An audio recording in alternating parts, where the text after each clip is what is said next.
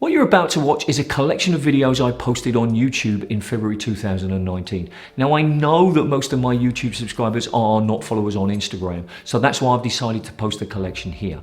If you do use Instagram, you can find me by searching for Squash Coach Philip. In addition to these types of videos, I also post images, photos, non-squash tips videos, and even the occasional story. I'll create another one of these video collections in March, and depending on the feedback to this video and the March video, I'll decide whether I want to continue. So please feel free to let me know what you think in the comment section.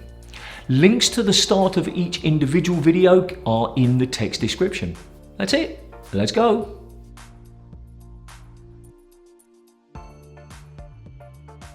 Face-to-face on-court coaching is almost certainly the best way to improve. But not everybody has that facility available.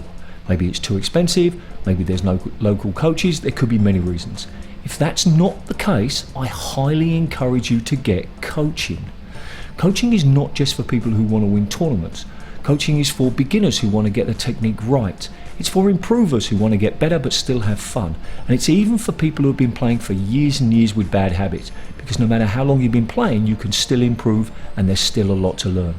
Now I'll be talking about coaching in future videos, but for today, all I want you to do is do some research.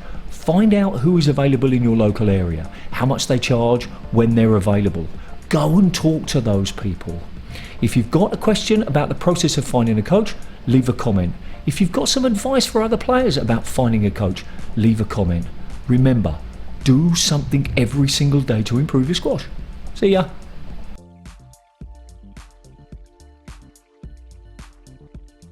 Chances are you're playing the same people week in, week out, and even if you're having fun and you feel as though you're improving, there is a better way. And that way is to enter a local tournament, a tournament where you play people of your own standard. Don't think that they all put the players together and then you just play the best player in the state maybe. No, you play people of your level. These things are normally incredibly good value. You get at least 2 or 3 games and maybe even a free t-shirt and perhaps even a meal. So go and find out what's available. If you're a bit nervous because you've never played one before, don't be. Go along without even entering and just see what happens, and you'll be put at ease because it's really quite relaxed. You get to meet new people, which is always quite fun. You get to go to places that you wouldn't normally go to, which is, for me, that's pretty cool. And 3, you get to adapt to the new style of each player that you play. A few tournaments and your game will jump up. I urge you to do that. Go and play some tournaments.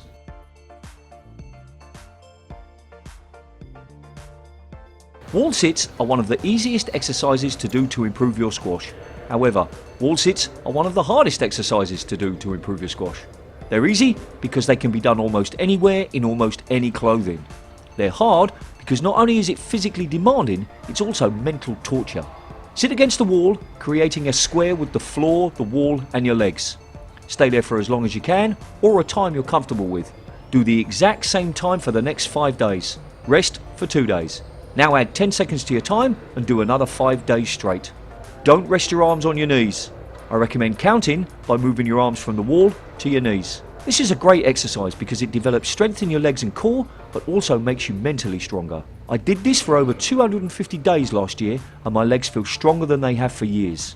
I'll be showing you variations of this exercise in future videos, but for now, stick with this basic exercise. Remember, do something every single day to improve your squash. See ya!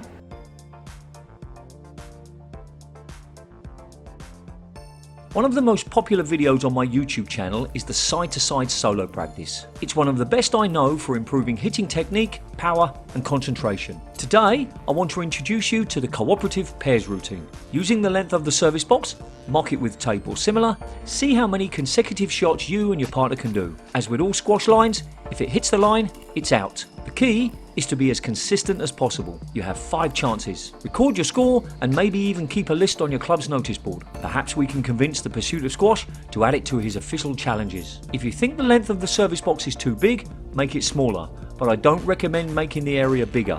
Stick to that size and get better over time. There is enough space to have 4 players doing the routine on court at the same time. I'll be showing you a lot of variations in the full part 2 side-to-side video, including new solo ideas as well as cooperative and competitive pairs practices. Remember, Do something every single day to improve your squash. See ya!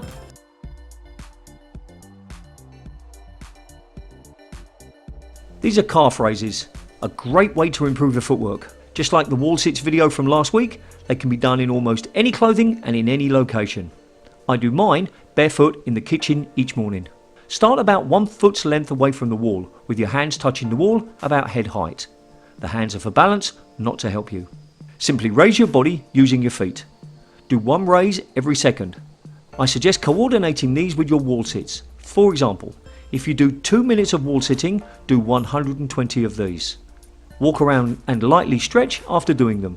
Warning, it will be tough. After doing 300 of these, I can hardly walk immediately afterwards.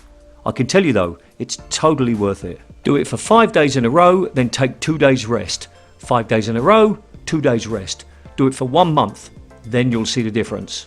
Remember, do something every single day to improve your squash. See ya!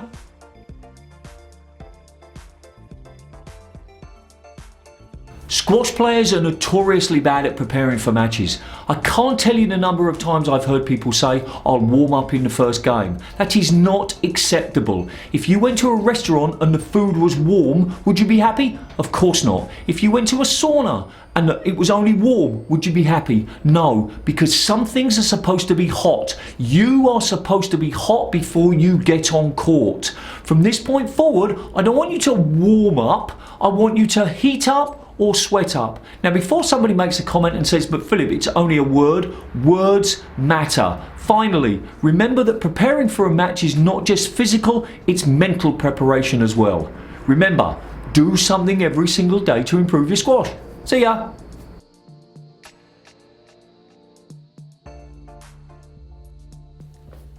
You've probably seen the 10-year challenge on the internet, on Facebook, on Instagram and places like that, where people take 2 pictures 10 years apart and show you the difference, and that's pretty cool.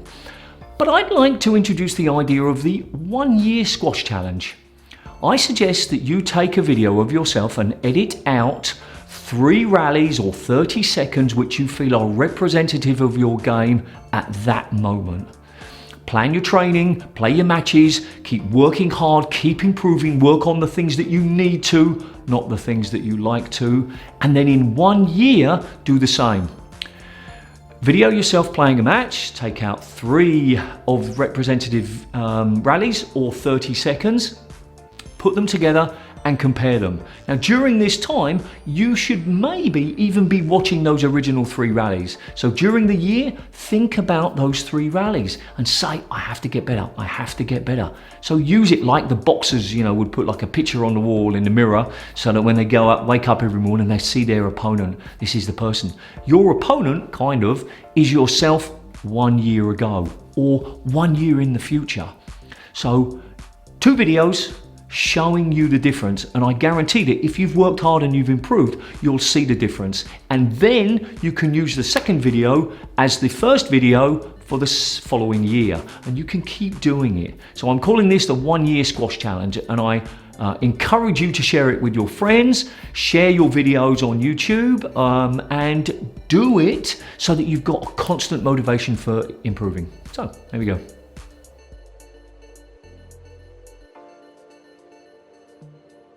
I dislike the word serve. It gives the impression that you're giving people what they want or what they need. And that's not how you should be starting a rally. You should be starting a rally the same way that you do any other shot, by making life as difficult as possible for your opponent. In addition, the moment that you hit the ball, you should be getting back to the tee. That's one of the difference between club players and tournament players. Tournament players hit and move.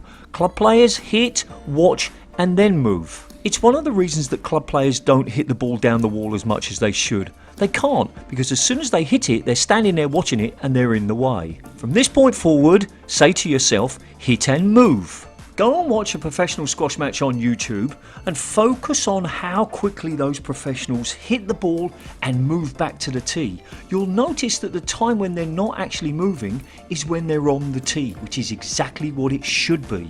Hit and move.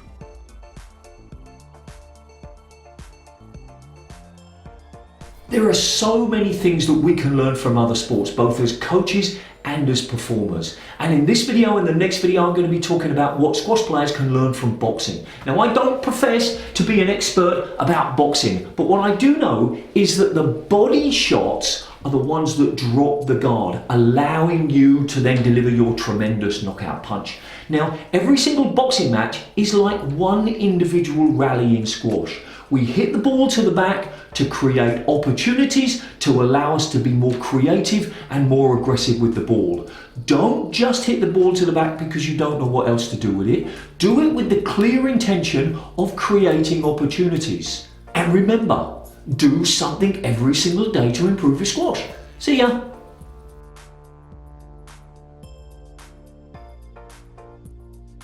Another thing we can learn from boxing is the idea of combinations. You often sort of see boxers training, 1, 2. I don't know, okay, but you get my point.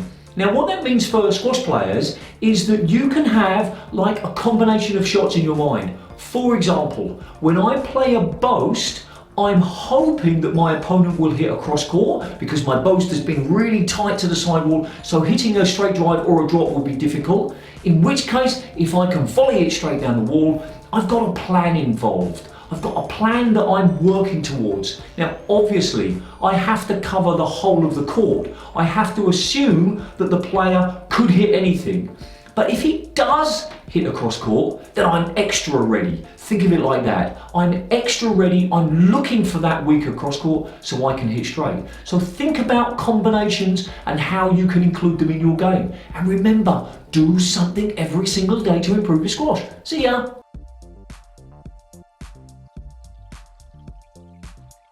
The next time you go on court to play a match that's not a club match or a tournament match, make sure that you are using that time effectively. Now, of course, you want to go out and have a hard game and you maybe want to win, but if it's not a tournament or a club match, you should be using it to improve. And one of the ways to improve is to go on with a very specific game plan. For example, you could say, I'm going to hit less boasts. Perhaps one side of your game you tend to hit too many boasts. Or you're going to say, I'm going to hit less cross courts, or I'm going to play more defensive shots from front. There are hundreds of different ideas that you could do, but effectively think about what one of your weaknesses are and make sure that that's part of your game plan. You can have different game plans for different games, so you could have 3 different game plans. It doesn't matter, but use the time effectively. And remember, do something every single day to improve your squash. See ya!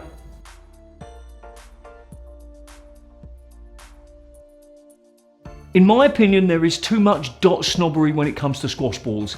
This is a single yellow dot, this is a double yellow dot, and I hear too many people say, oh, but I'm good enough to play with a double yellow, therefore I should always play with a double yellow. And that is wrong. And let me give you a very clear example. This is a single yellow dot, and obviously this is the ball that is used by professionals in the glass court. Now, those guys and gals can hit the ball really hard, and if they have to use a single dot because the court conditions force it, then you can too. I don't care how good you are.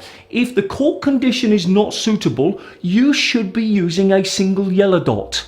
Don't think that just because in other cases you can use a double, you should always use a double. Use the ball that is most suitable for the current court conditions. If you think the content on my channel is worth it, please subscribe. Help me reach 20,000 subscribers by the end of 2019. Remember to turn on the notification bell so you get informed when I release a new video. This is a video that YouTube thinks is a really good fit for you, and this is a collection of solo practice routines. Remember, do something every single day to improve your squash. See ya!